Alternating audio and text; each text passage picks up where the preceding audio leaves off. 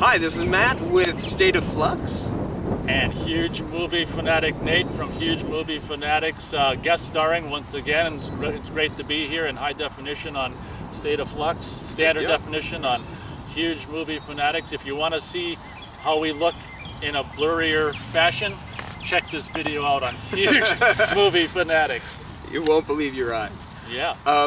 He had proposed to me this question that I had mentioned last time we did a video, which was, I just know what my favorite movie of the past like 50 years are. Did you remember that? Because I recently watched that video and I jotted that down. I remember saying that, so when you proposed the idea of doing that to me, I was like, this could be fun, because actually people on my channel don't necessarily know this, so... I think this will be fun. The year is 2024, right? So going back 50 years is 1974, right? I don't know.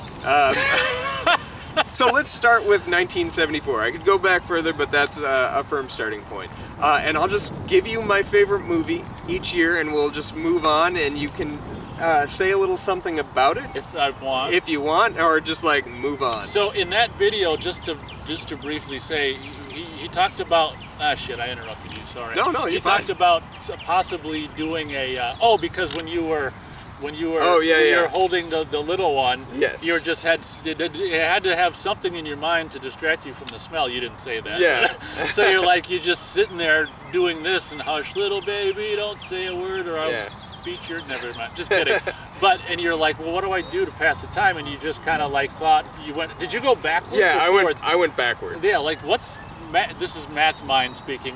What's my favorite movies of each year going 50 years back? And in that video he said, that'd be a cool video. So cut to the next year, 2024. Now we're doing it.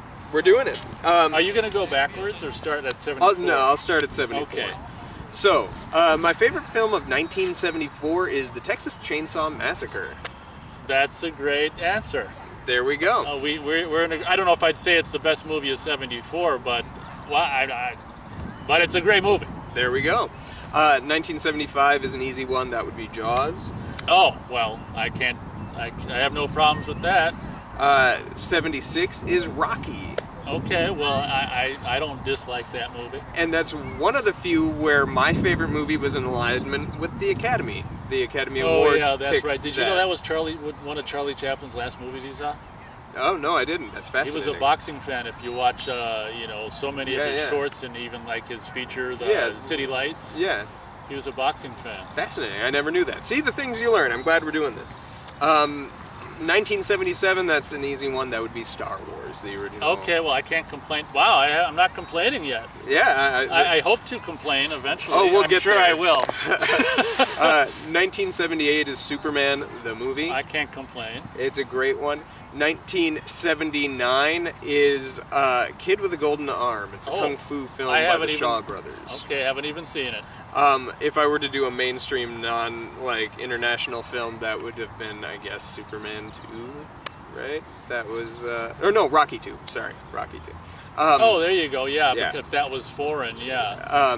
Then 1980 is The Empire Strikes Back. I can't complain about that. 1981 is My Dinner with Andre. Haven't seen it. I was tempted to go with Raiders of the Lost Ark, but My Dinner with Andre is just a conversation between two people for a slick 90 minutes, and you wouldn't believe how engrossing that can be. As two people sit here and have a conversation for 90 minutes. Conversation? You're just talking, and I'm just listening. I'm talking at you. It's Call fun. this a conversation? 1982 is actually my favorite movie of the 80s, and that's Star Trek II: The Wrath of Khan. I can't complain. I love that. I figured you were going to say Friday the 13th part. What the hell would that have been? Part 3D. That's one of my favorite Friday movies. Then 1983 is The Evil Dead. Oh, I can't complain. Some people consider that 1981, but it only had a single screening in 1981 where it found its distribution rights. It actually came out in, I believe, January of '83. 1984 is The Terminator.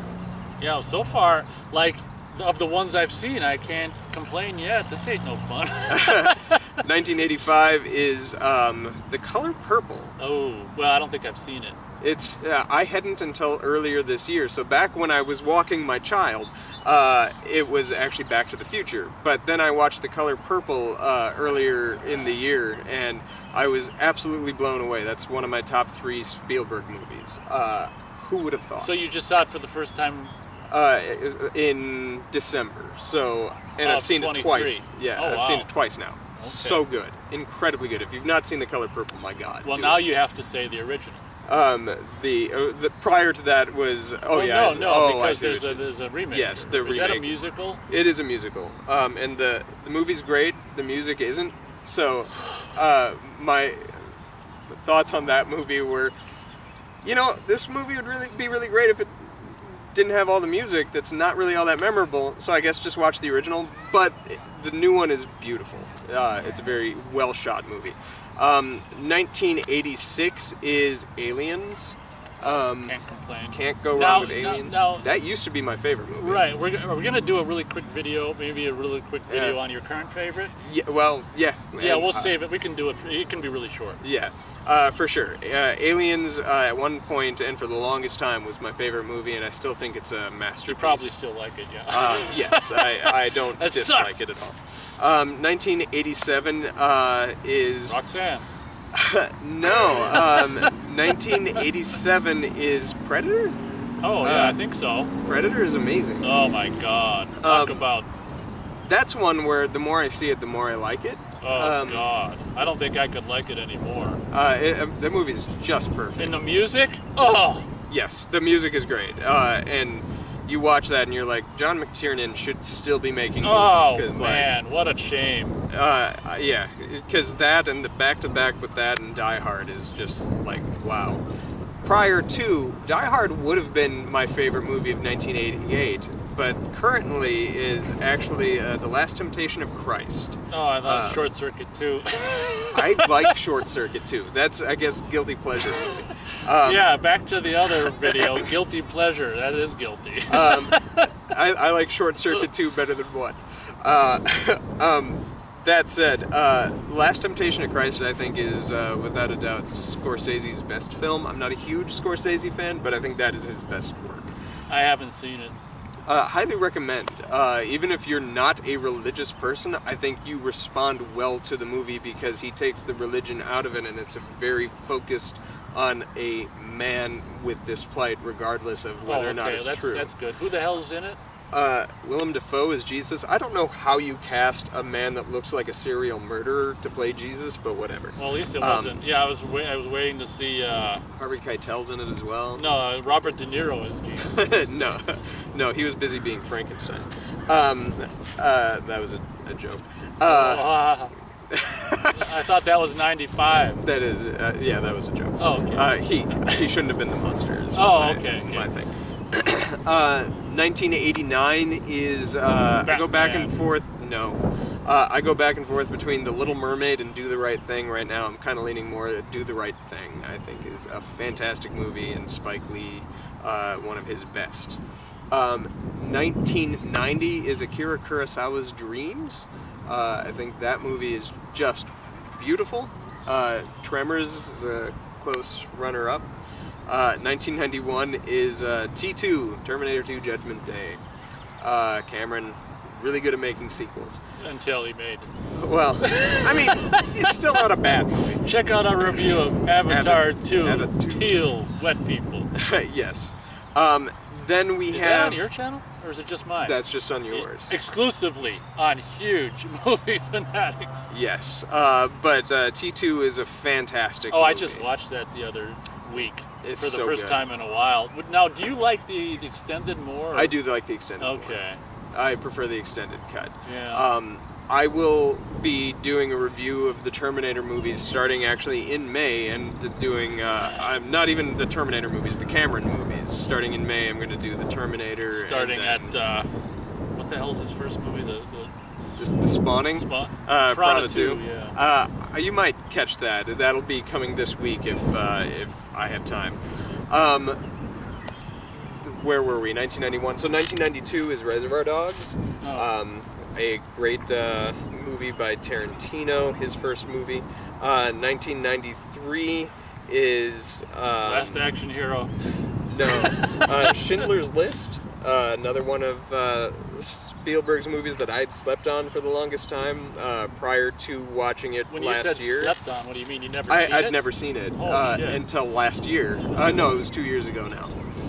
I actually watched it for this channel, and I was blown away. Which channel? It is, Your channel? Yeah, my channel. It was blown away. That's crazy. Yeah, I saw it in the theater. I mean, back in the... Yeah, I'd never seen it just because, like, it's long. I'm not a huge history buff in terms of, like, I'm interested in history. I'm not interested in film history.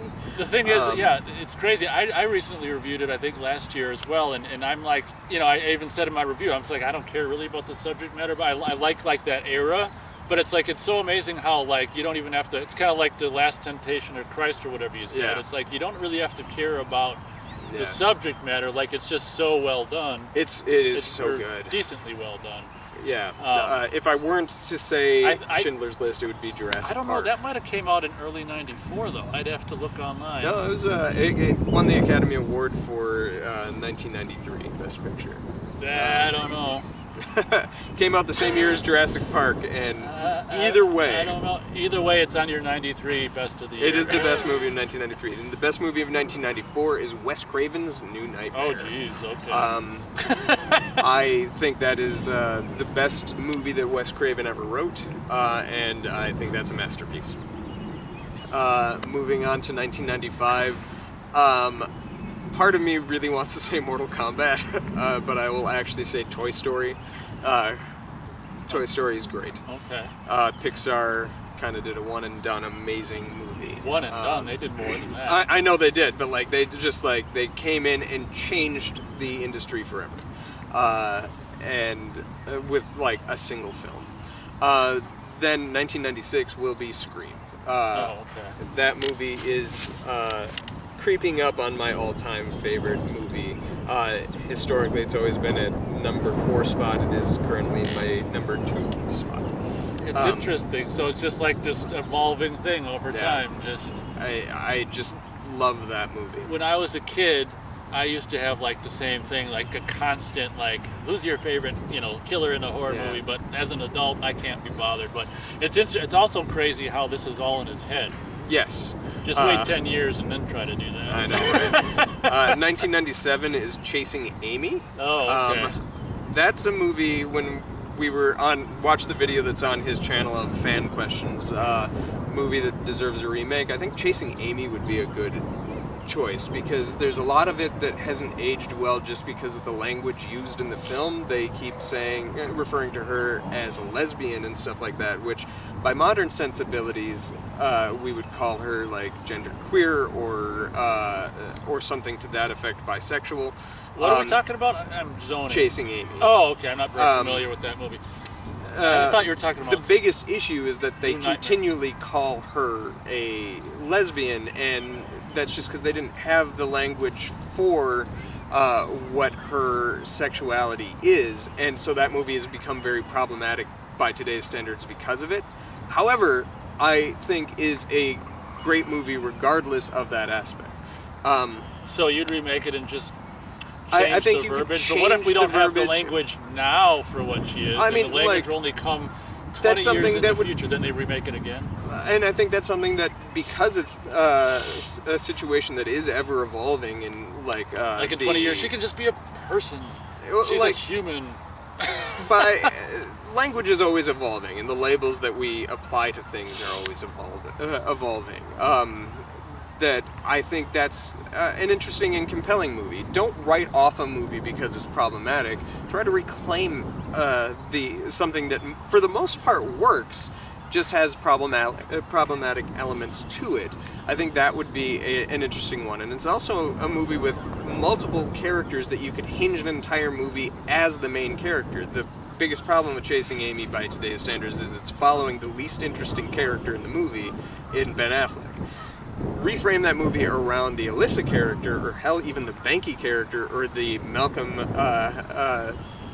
or Hooper X character, you have a much better movie, and I think a remake would benefit that. But anyway, Chasing Amy is my favorite film of 1997.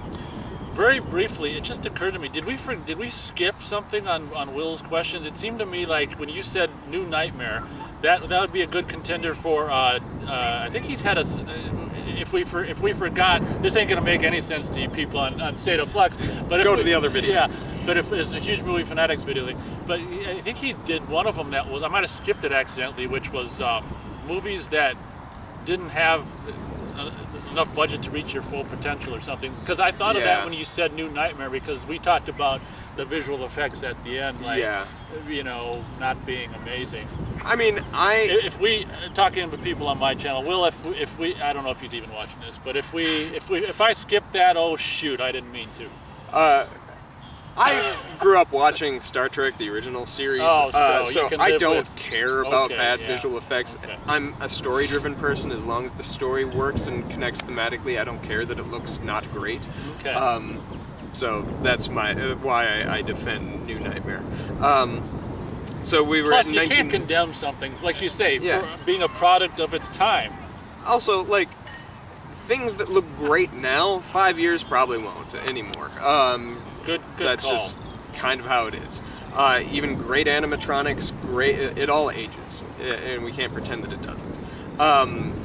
Moving on to 1998 is What Dreams May Come, the Robin Williams movie. I think it's fantastic. Okay, I don't think I've seen it. It's a beautiful movie. Hard to watch, especially since it's a movie that deeply involves suicide and the lead actor died by. But it's a wonderful film. 1999, my favorite film is Galaxy Quest. Gotta love Galaxy Quest. It's the best Star Trek movie that's not Star Trek. You gotta be kidding me. It's okay. We'll be able to remove. Yeah, we can go to that field. So could they, but we're gonna. They probably. I think they rent them out. Anyway, you think you can do? Let's try to. We're gonna pick this up. Oh, we're gonna cut. Okay. Yeah, we're gonna cut. We'll be right back. Hi. This is a nice scenery change. We had got kicked out by some baseballers. We've got 4 fields. The other ones are filling up, and we'll see how long we're going to commit as long as we can. Yes, until we someone will fight says, the baseballers. Get out of here. They have bats, though. So I'm going to pick up with 1999. My favorite film of 1999 is Galaxy Quest. I think that's the best Star Trek movie that doesn't have the name attached to it. My favorite film of the year 2000 is Sam Raimi's The Gift. I don't think I saw it. It is a fantastic little thriller. It is a great... it has a... What's the one shot in Minnesota? Is that the one shot in Minnesota? No, that's A Simple Plan. Oh, okay. That is also a great movie. But The Gift is his most underrated film, without question. It is incredibly good, and the best performance Keanu Reeves has ever given, if that holds any water to you. My favorite film of the year 2001, and this is where they're probably going to get divisive because this is when you stop liking movies, is The Lord of the Rings, The Fellowship of the Ring. A genuine masterpiece. Favorite film of 2002 is Sam Raimi's Spider-Man. Favorite film of 2003? The Lord of the Rings, The Return of the King. If there's a Lord of the Rings of that year, it's probably going to be the favorite. Spider-Man beat out Two Towers. Favorite film of 2004? Sam Raimi's Spider-Man 2. Sam Raimi gets three films in a very short amount of time, but he did a great job with them. He was working back then. Pretty much. Favorite film of 2005 is my all-time favorite movie, Serenity, Joss Whedon's Serenity. Oh, well, I guess we don't need to do a separate video. Yeah, that is a great movie. When did that happen? When did that become your... It slowly crept up over eyes. time. Oh, I don't mind. It slowly crept up over time, and in 2017, I just kind of like acknowledged that I was like, why am I hiding that this is my actual favorite movie? Well, if everybody like would ask me, what's your favorite movie? I'd be Why like, am I- I'm not going to tell you my favorite movie, but I'm going to give you one that I recommend to everybody, and that would be the one that I would recommend to everybody. Oh. It has been ever since it came out in 2005. Everybody I meet, I try to get them to watch this movie because it's Have you just ever that good. Tried to get me to watch I it? think I did, and you didn't respond well to it. I think I got the DVD. I don't think I ever watched it. It's a masterpiece. It is so good. It has the best action of any like space movie that I've ever seen. It's so visceral and real and grounded, while also being like this big space opera. It's fantastic. 2006, my favorite film is Rocky Balboa. I can't complain with that. That is a fantastic movie. I'll tell you what. I'm talking. It's amazing, but I'm talking for a few minutes. Yeah.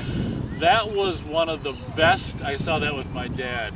Yeah. I don't know if I've said this with you or if it was with Keith. It might have been with Keith in a video. That I don't know if I've ever walked out of a movie feeling better than walking out of that movie. Talk about a lesson from a guy who's been there. Kind of just a genuine feel-good frickin' movie.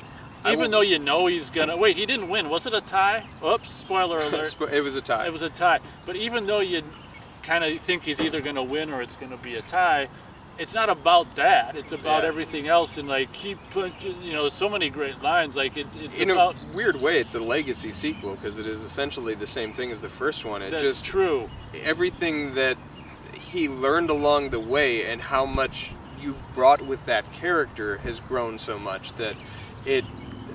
Like a boxing match ends one of 2 or 3 ways anyway. He either wins, loses, or ties, and so the fact that it has a similar ending to the first one doesn't bother me in the least. No, it's not about that. Yeah. It's about everything else. Yeah, I got to agree. I mean, I don't know about my best of the. I don't do my best of the year, so that's why. But I have to agree. That was like talk about a walk out of the theater feeling great. That was one of the movie. best theater experiences.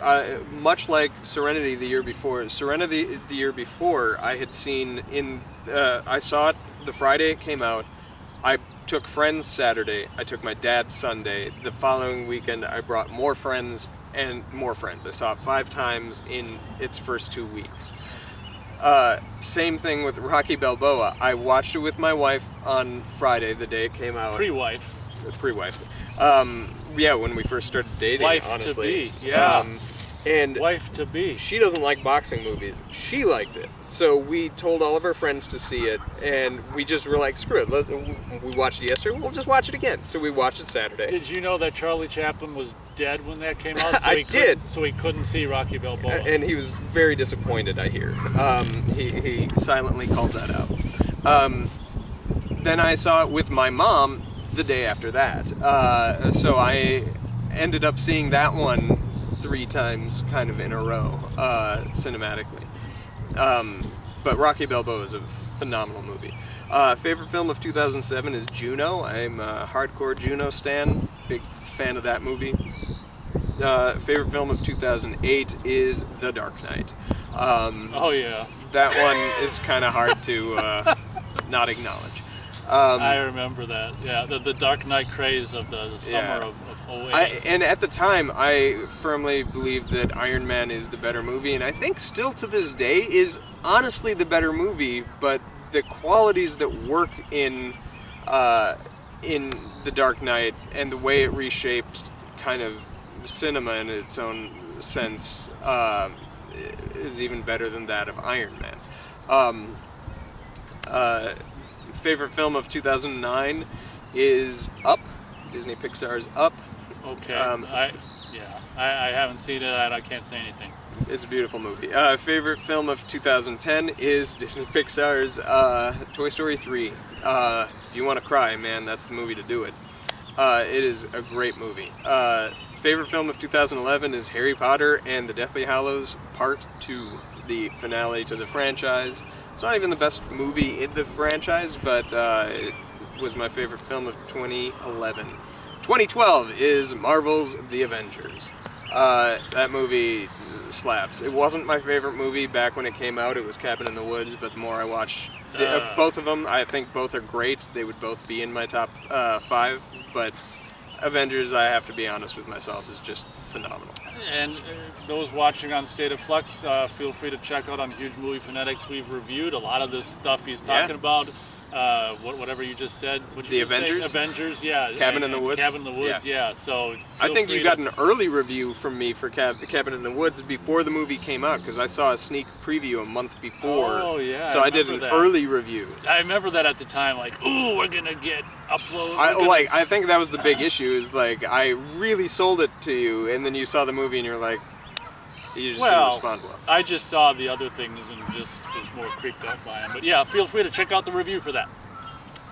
Favorite film of 2013 is Fruitvale Station. That is Ryan Coogler's first movie with Michael B. Jordan, and they would reteam to make Creed and Black Panther.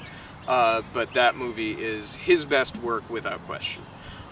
Favorite film of 2014 is Life Itself. It's a documentary about Roger Ebert. And that movie was made actively while he was alive and slowly dying. And it's a hard movie to watch, but also laugh out loud funny. Hard it in is. which way? You're seeing him slowly. Like real footage, or yeah, like by this point the cancer had taken his jaw, so he doesn't have lower half of his face, and they unapologetically show that. He's like, this is how my life is, people should see that. And it's a beautiful encapsulation of his life and film criticism and the importance of journalism, while also seeing a man succumb to his illness. And it's powerful filmmaking at its finest. Favorite film of 2015 is Room. I thought that movie was fantastic. It's a drama about a woman who gets captive and held in a basement for a long, long time, and then has to deal with what happens if she were to escape. And it's a powerful drama. Favorite film of 2016, and my favorite film of that decade, is La La Land. Oh. Okay. That movie is a masterpiece. I love La La Land. I know there are a lot of people that hate it. Screw them. That movie's good. I haven't seen it. Favorite film of 2017 that I also get a lot of flack for on top of La La Land is Star Wars Episode 8, The Last Jedi. Yeah, you know, Will Powell. Yeah? Man, he thinks that's the worst movie to ever happen to the world, and no. You guys, that would be quite the conversation. I feel like a lot of that has to do with cultural barriers. There's, like, locationally where you grow up, cultural things are just different. Well, I think a lot of people had that feeling in America too, didn't they? Well, they certainly did, but a lot of, like, if you listen to the YouTube criticism, it's from Europe. A lot of it is Europe, and I think that the certain sensibilities that the film is trying to tackle is just culturally different there than it is here. And just as, like, they can posit things about American life based on what they see in cinema, just as we can about them and their political structures and stuff like that. But we don't live there, so we don't actually know. It's something completely different. And I think that like, spending time in Ireland and just hearing how people talk about, like, different class, different gender, different a lot of that stuff that is tackled within that movie, it makes sense that people from that area don't respond as well to that film. So that's an interesting take. But I absolutely love The Last Jedi. Favorite movie of 2018 is Won't You Be My Neighbor? The documentary about Mr. Rogers. Yeah, I saw that. Now that's not the Tom Hanks. That's the documentary. Yeah, we saw that. That's a beautiful movie, man. I love that. That made me cry. We saw that. Favorite film of... Sorry if I don't think I'm really saying much. Damn it.